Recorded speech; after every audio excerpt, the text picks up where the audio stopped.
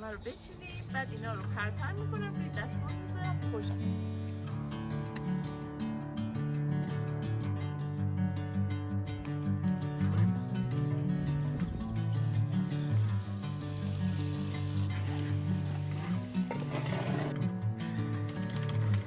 بفرمایید. اینم اسرونه شما، خسته نباشی.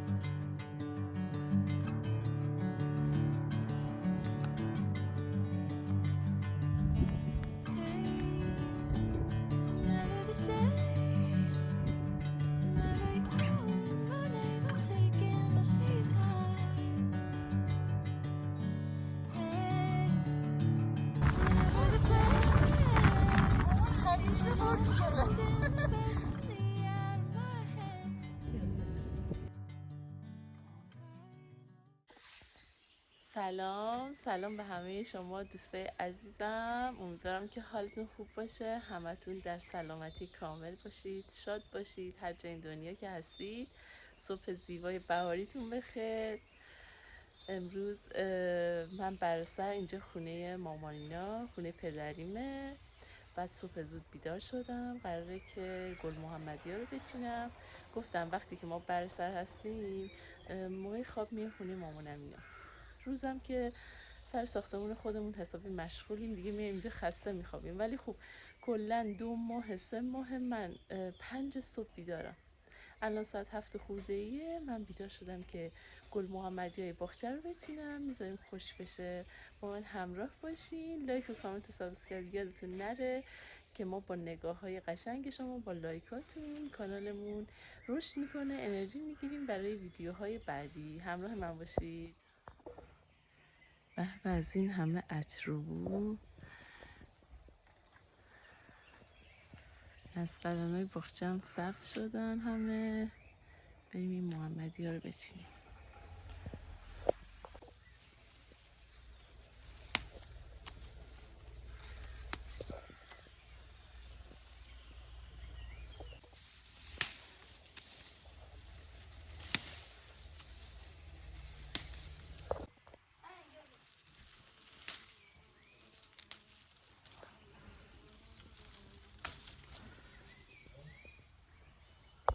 امروز از هر روز بیشتر گلباز شده. همه رو بچینیم، بعد اینا رو پرپر میکنم روی دستمال میذارم خشک بشه. حالا یا بعدن عرق میگیرن یا مربا درست میکنن.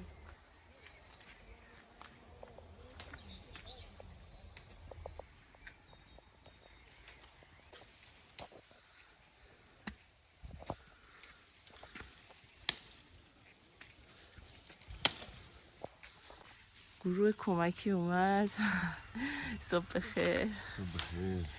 صبح زیبا بهاری خوشبو.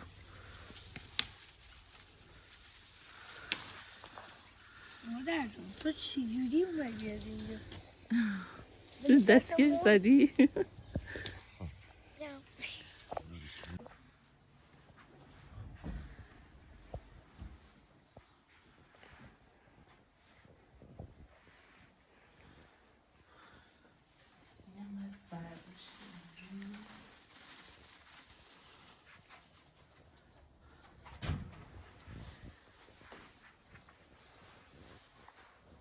پرورش کنی؟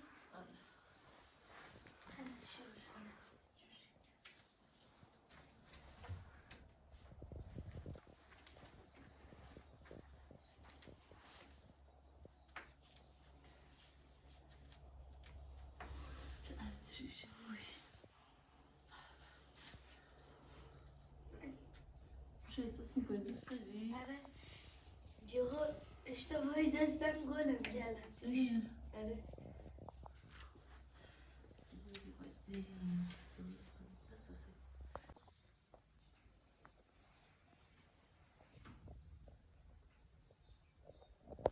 من دیگه گلو پهن کردم، الان قراره بریم سر ساختمون. بعد امروز قرار گذاشتیم که من و آرسا بریم پیش مامانم، میخواد پیاز سرخ کنه، گل محمدی بچینیم بالا، هم دیگه به کارمون برسیم. با من همراه باشید.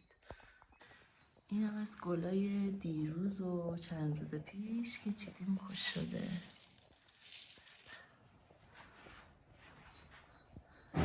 این هم از ایوون قشنگ خونه ماماینا. دیشب ماه کامل بود، یعنی اینجا فوق‌العاده بود. یه نیم ساعت 1 ساعت اینجا نشستم، حس خوب گرفتم. بریم. سعید و آرزو رفتن. این هم از خونه مرتب. صبح بخیر. ما راه افتادیم صبحانه بریم خونه خودمون. ما فقط اینجا میخوابیم، صبح زود میزنیم بیرون و دیگه الان بریم سر ساختمون رو ببینیم چی میشه امروز.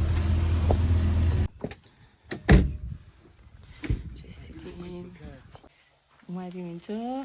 این گاز صفحه‌ای و خیلی داغون بود، یعنی بابا مثلا انداخته بود دور، بعد داد به من، شستم گذاشتم اینجا. یه کپسول رو اینم آشپزخونه من. این درم بچه موقت زدیم به خاطر اینکه در اصلی الان نمیتونیم بزنیم، خراب میشه.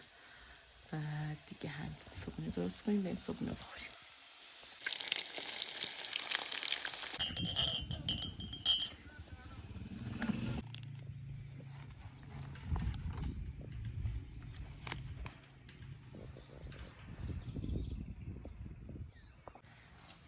بچه همه خالی. تو قاشق چنگال تو گذاشتی اونجا؟ خیلی اینجا قاشق چنگالیه.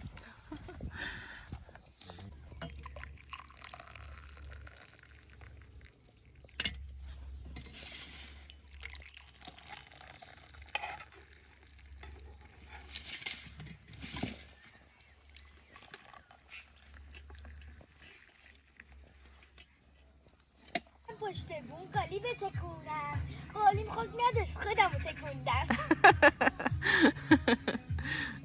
آره چی میخوری؟ خب ماما هر کسی نداری خب میتونی فقط با بشکوبلهشون کنی بهشون نمک بزنی، باز دم آلو دشکره. باشه. اینجا درخت آلوشه داره، ببینید درخت آلوشه است. اینم آلوشه هاشه. این شاخ هم شکسته شد. هر روز که میام اینجا من و آرسا میریم بیرون، طبیعت، پیاده. این هم گلایی که چیدم، این بابونا هم تازه چیدم، لذت میبرم از وجودشون. چی داری؟ وای الان من لهشون کنیم نمک بزنیم.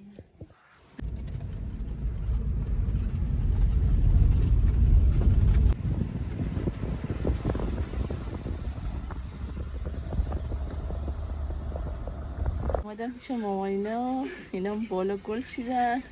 مامان داره پیاز سرخ میکنه. خسته نباشی. و پیاز رو آتیش دستگاه داشتی بر خورد کردن؟ آره.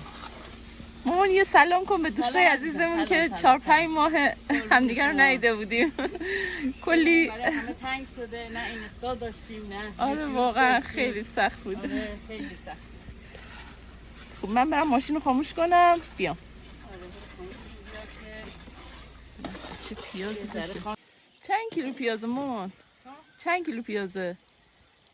40 کیلو بود دیگه. روغن داشتی؟ روغن تو این تورم گرونی؟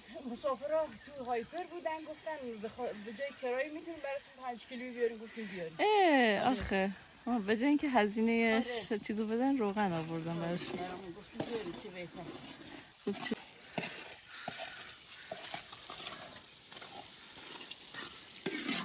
هرچند روغن که فراوونه تو بازار هست، قیمتش رفته بالا. نه داشتم خودم دیگه، خودش گفت گفتیم باشه چه اشکال داره بیاریم. خب اشکال نداره. مدل پیاز سرخ کردن اینطوریه که پیاز رو خورد میکنیم، حالا با دست یا با دستگاه، بعد توی یه مایتابه روغن میریزیم و پیاز سرخ میکنیم و بعد قبل از این که اصلا رنگش قهوه‌ای یا حالا طلایی طور بشه، ما اینجا یه آبکش میذاریم که پیاز رو طول آبکش میکنیم و روغن میره تو ظرف پایینی و پیاز بدون روغن و سبک برای 1 ساعت میتونیم نگهداری کنیم. نمک هم میزنیم به پیاز.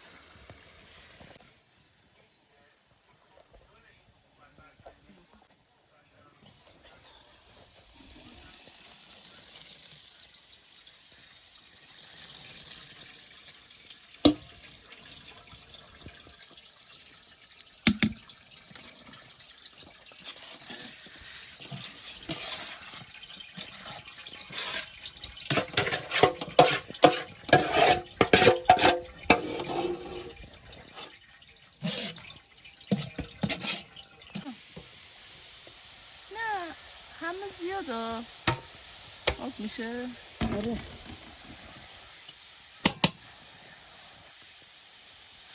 دستت نست.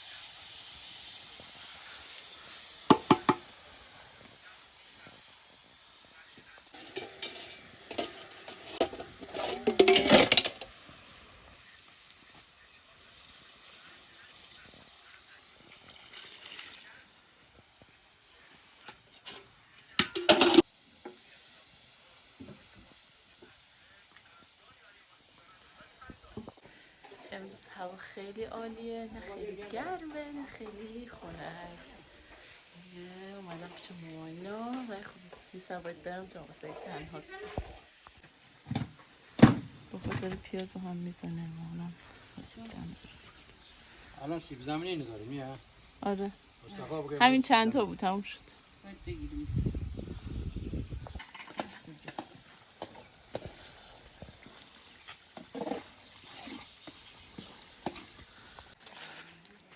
اینم گل سوسن چلچراغ که یکی از کمیابترین گل‌های دنیاست که تو منطقه ما سبز میشه. توی دنیا فقط تو 2 جا سبز میشه. حالا باز بشه. قبلا ویدیوشو البته گذاشته بودم. یه سری دیگه گل اینجا مونده. صبح مامانی‌ها چیده بودن. قراره من برم بچینم.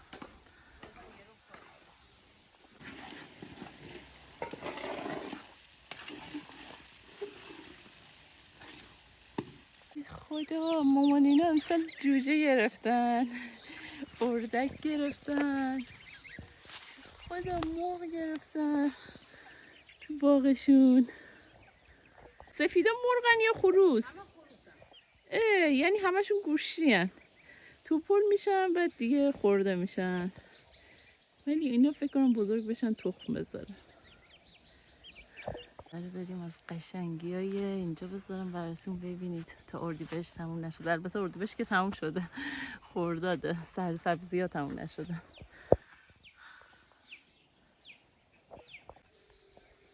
شاید 10-15 درجه اختلاف دما باشه اینجا، چون درختای جنگلیه. الان اینجایی که هستم یه باد کوچولویی میزنه فوق العاده، یعنی عین این که مثلا دم کولر وایساده باشی رو دمای 18 درجه، اینقدر خنکه.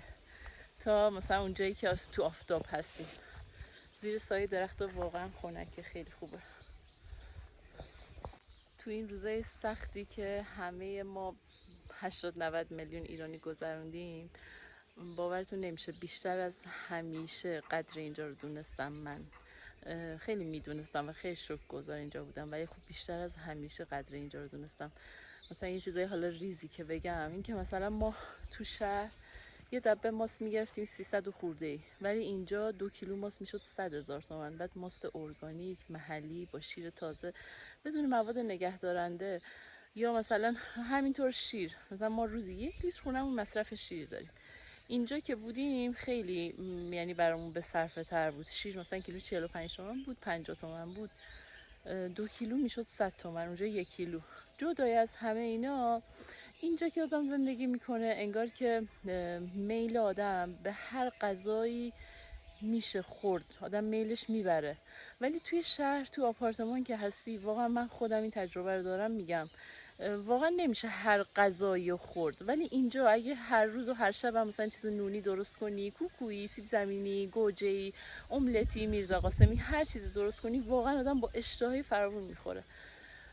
و اینکه دیگه روز انقدر مشغولیم واقعا، اینکه مثلا تنقلات در روز نخوریم، حالا مثلا یه روز میوه نخوریم، اینا اصلا به همون فشار نمی اومد، یعنی مثلا مهم نبود برامون.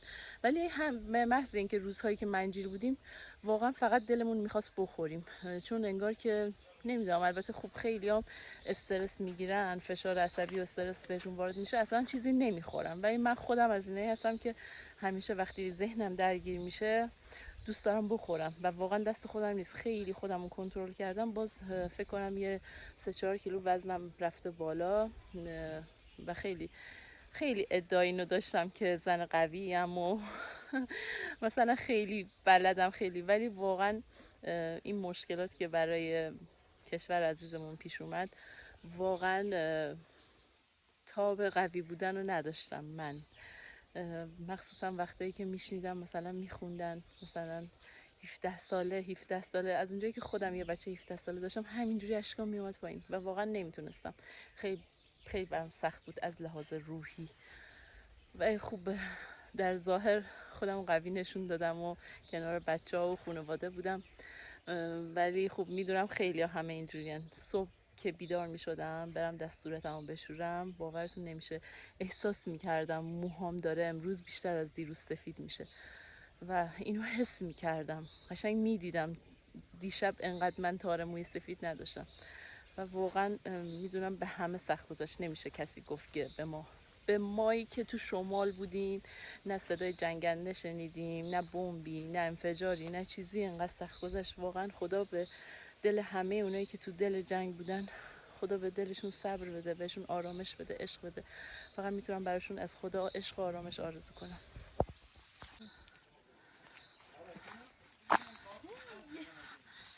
ببینم گلتو. تولد خالمه.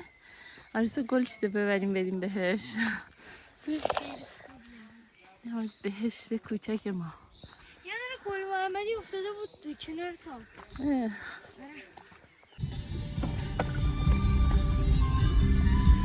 ما داریم میریم پایین با مامان و آریسا. بریم پیش آقا سعید.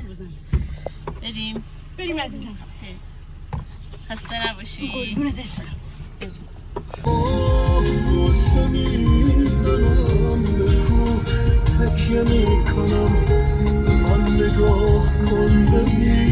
مامان رفت میگه که من اینجا قارچ بلدم. هر روز مامان قارچ میشینه، هر روز قارچ میشینه. یه ذره شما این طبیعت قشنگ رو ببینید. یه بستنی مامان گرفته. مرسی، دست در من احساس شکلات دارم. اوه بستنی آریسا رو اومدیم دور دور. جاتون خالی.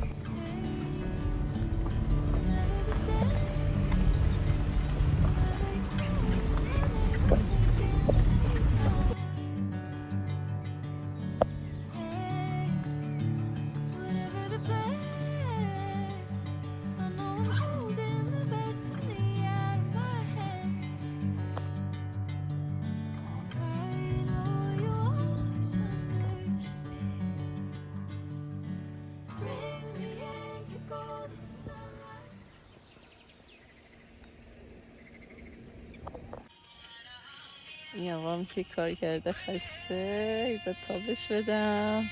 منم گوجه خورد کردم، یه املت گوجه درست کنیم.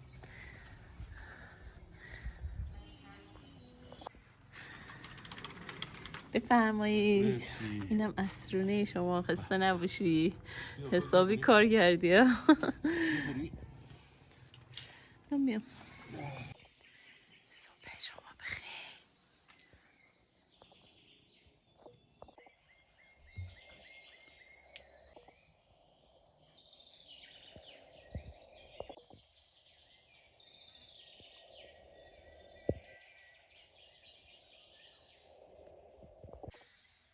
یه روز زیبایی دیگه اومدم دوباره دارم گل محمدی ها میچینم با صدای این پرنده ها.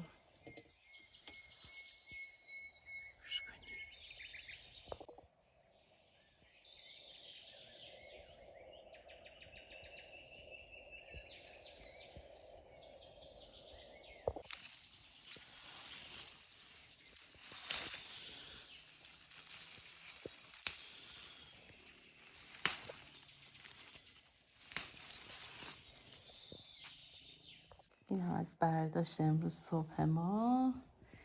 اینم از دسته گل زیبایی که درست کردم. انقدر اینجا عطر و بوی محمدی پیچیده. ساعت 7:55 صبح، آسمون هم داره باز میشه، همه چیز زیبا.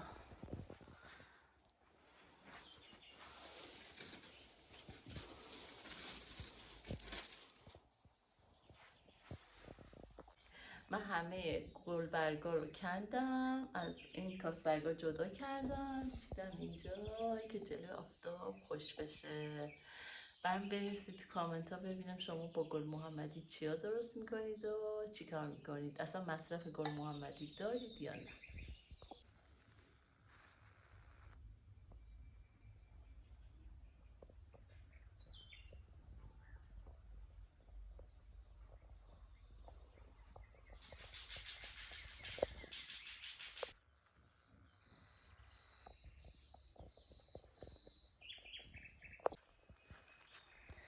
قرار بود که امروز صبح من منجیل باشم ولی به خاطر شماها موندم، گفتم بمونم این 2 روز رو براتون از این طبیعت زیبا ویدیو بگیرم، چون که دیگه الان تقریبا داریم به نیمه های خرداد میرسیم و میترسم که خب اینجا چیز داریم، علف ها رو میچینم و دیگه گلوگیه ها تقریبا از بین میرن. گفتم برای شما ویدیو بگیرم، موندم اینجا.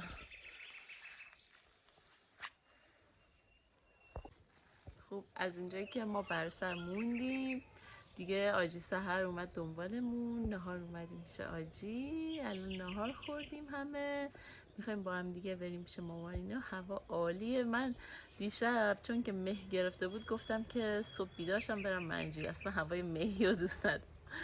بعد دیگه صبح که بیدار شدم دیدم هوا آبی ابر خوشگل، گفتم میمونم، نظرم عوض کردم دیگه. اینجوری الان اینجا هستیم، دیگه ریلکس کردم، اینجا دراز کشیدم رو تراسشون. بریم پیش مامان یکم بچرخیم، بریم طبیعت. با من همراه باشید. هامی دوربین ما داریم میریم.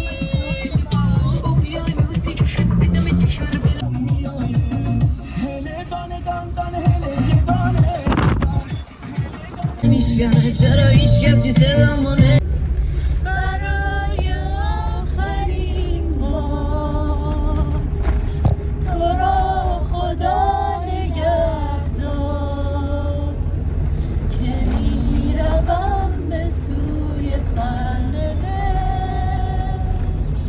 بهار ما گذشته، گذشته ها گذشته.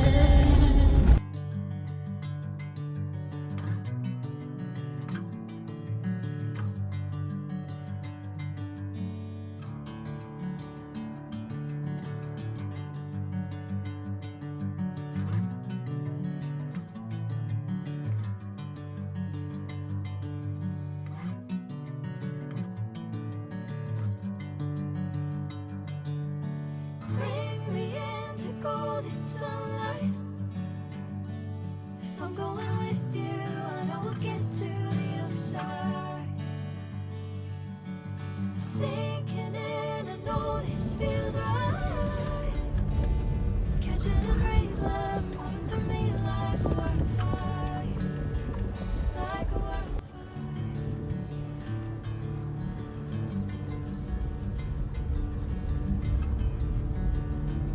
امروز شما رو آوردم دشت شقایق. اینجا تو ولاگام نشون نداده بودم، گفتم شما اینجا رو ببینید. این فصل از خرداد همیشه اینجا دشت شقایقه، فوق‌العاده است. اینم که گل زرشک قبلا تو ولاگام نشون داده بودم.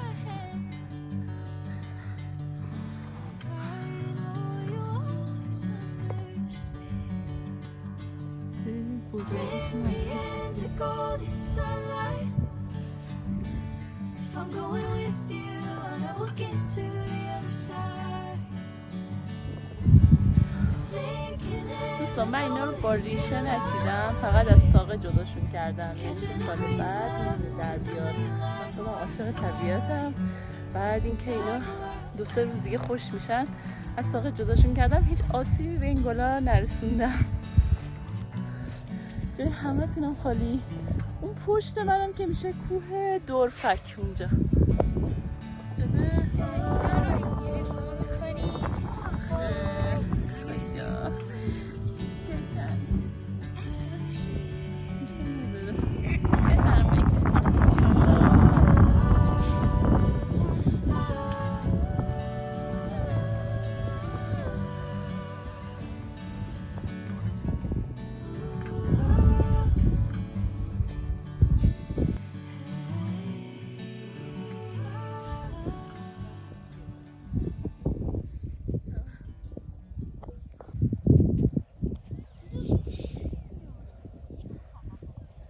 چیکار میکنی؟ مگسه رو دور میکنم. ها میخوابید؟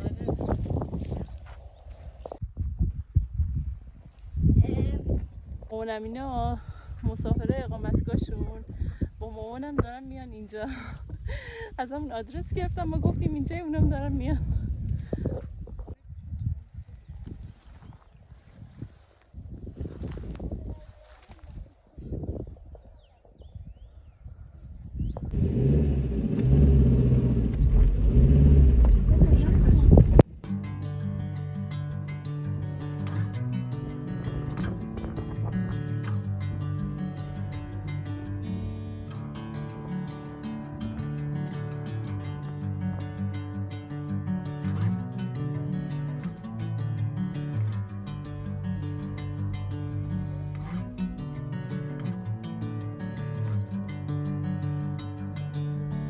Bring me into golden sunlight. If I'm going with you, I know we'll get to the other side. Sinking in, I know this feels right. Catching a breeze, love moving through me like a wildfire, like a wildfire.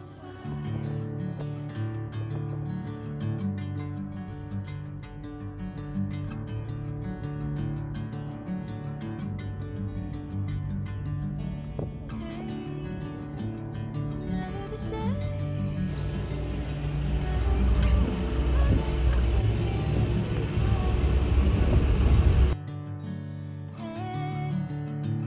Whatever the plan,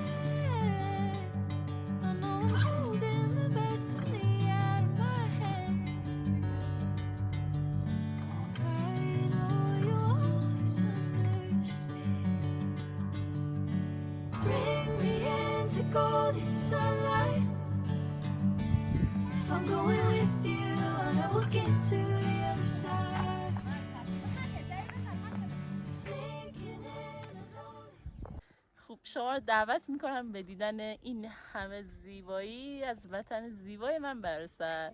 ما اومدیم اینجا، به اینجا ما میگیم مثلا میل، یعنی که جایی که بالاترین نقطه برسره. ما از اینجا تمام روستاهای اطراف رو میبینیم و مرز بین مثلا برسر و میشه داماش و جیرنده روستاهای دیگه است و ییلاق چند تا روستا همینجاست که تو فیلم دیدین، یا حالا قبلش میذارم یا بعدش میبینی خونه های یلاقی. ولی اینجا خیلی زیباست، فوق العاده است، خیلی قشنگه. نمیدونم بگم چقدر قشنگه، به خودتون حس کنید.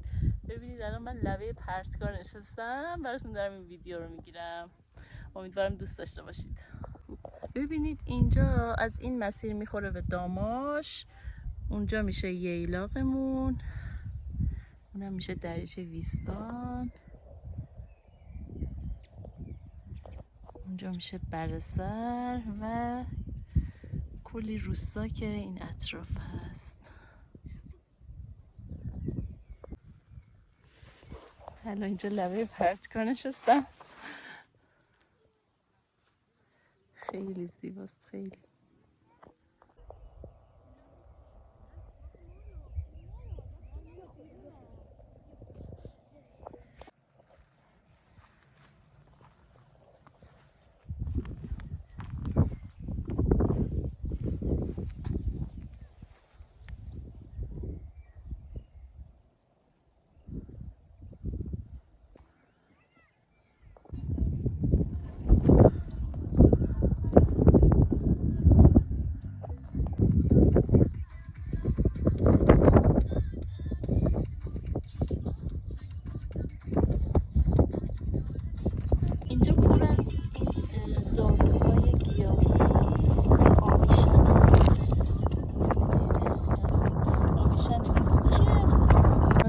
سفره اسرونه ما: پنیر، پیاز، گوجه، چایی. چای یا نون؟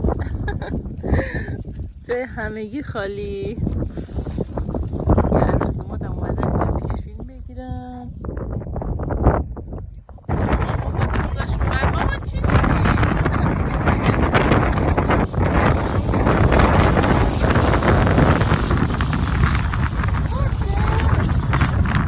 همیشه خورش داره. بهار و تابستون هم نمیدونه. مثل این مردم کودکان میرفتن رو زمین.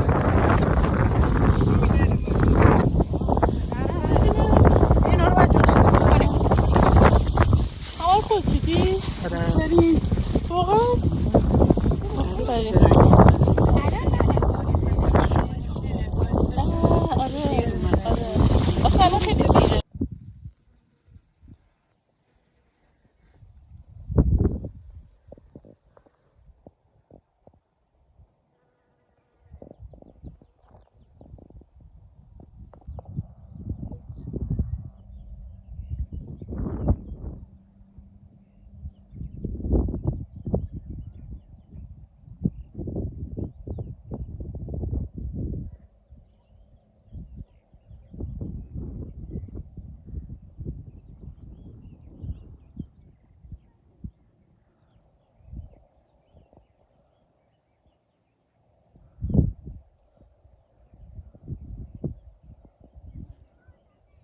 ما دیگه یه عصرونه خوردیم. الان بریم حرکت کنیم بریم پایین. از اینجا راه هست، ببینید از این ور اگه بریم میشه از راه داماش، هم از این ور راه، هم از پشت سر من راهه. در هر صورت دوتا راش به طور مساوی همزمان با هم میرسیم پایین. ولی خب از اینجا میانبر داره. ببینید اینجا میشه یلاقمون. ببینید چجوری بگم که تو دوربین به اینجا یلاقمونه. از اینجا میشه پیاده رفت. ماشین آفرودی هم میتونن از اینجا بیان، ولی خب ما ماشینمون چون باید نمیشه از تو جنگل رفت، با پراید اومدیم بالا و از همون مسیر خودمون برمیگردیم. بریم. داماش چی برگردیم سه ویدیو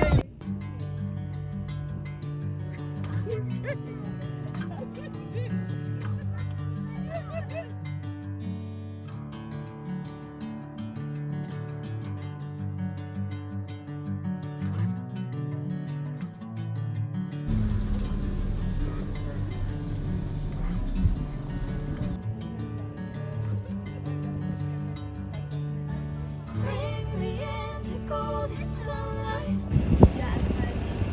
I'm going with you, I know we'll get to the other side. Sinking in, I know this feels right. Catching a breeze, love moving through me like a waterfall. Like a waterfall. Never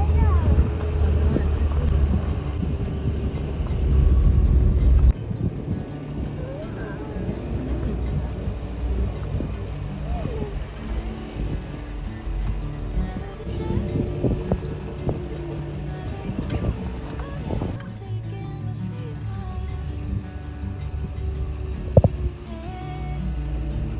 Whatever the pain, I know I'm holding the best of me out of my head. Right all you want to bring me into golden sunlight. If I'm going with you, I know we'll get to the other side. Sinking in, I know this feels right. Catching a breeze, love moving through me like a waterfall. Like a waterfall.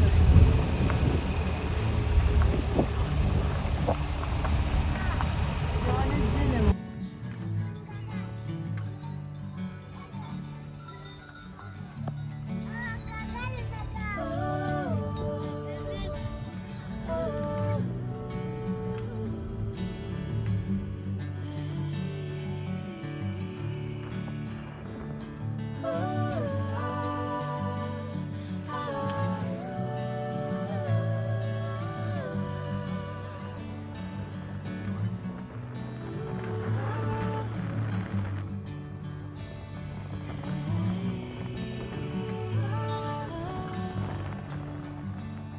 ما دیگه برگشتیم خونه، خیلی خوش گذشت، واقعا عالی بود. بعد مدت ها به خاطر نگاه های شما، واقعا یکی از دلیل های رفتنم شما عزیزان بودین. دوست داشتم که برای شما از زیبایی های بر وطن قشنگم بگیرم، شما ببینید و لذت ببرید.